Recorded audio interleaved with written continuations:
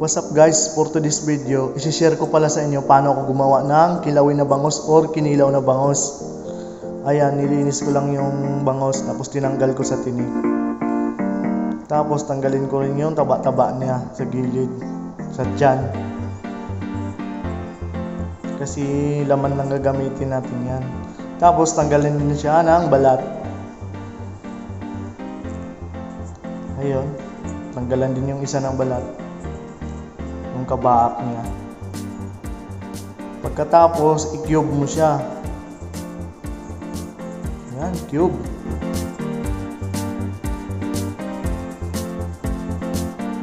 Hiwa ng hiwa, pa-cube.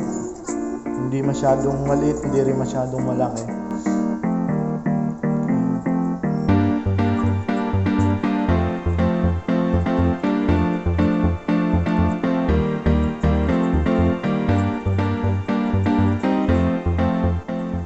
Tapos, lagay natin siya dyan para hugasan. Then, maghiwa na tayo ng ricado. Ayun, sibuyas.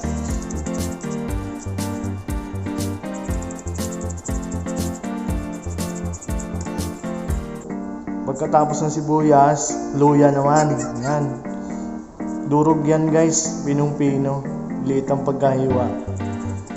Yan, dinudurog ng mabuti. Para masama sa pagkain mo. Masarap yun eh.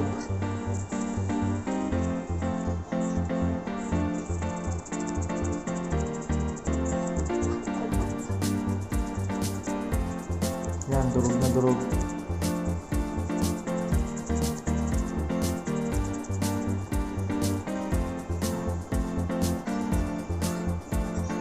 Then, lagyan ng suka.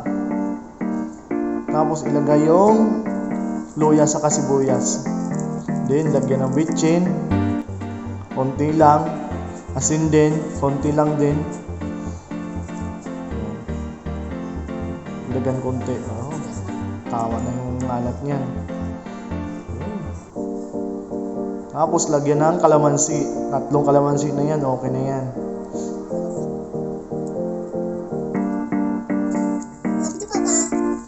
Tapos, ipisil mo dyan. Ayan. Yung pangatlo, sama na yan.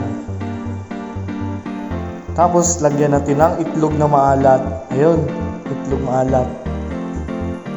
Ilagay lang yan dyan. Tapos, durog-durogin.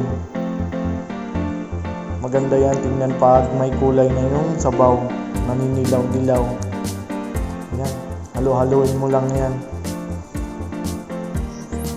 Ayun, lagyan ng sili, pampaanghang. Masarap yan, pampagana yan. Si Papa nagbuga chili.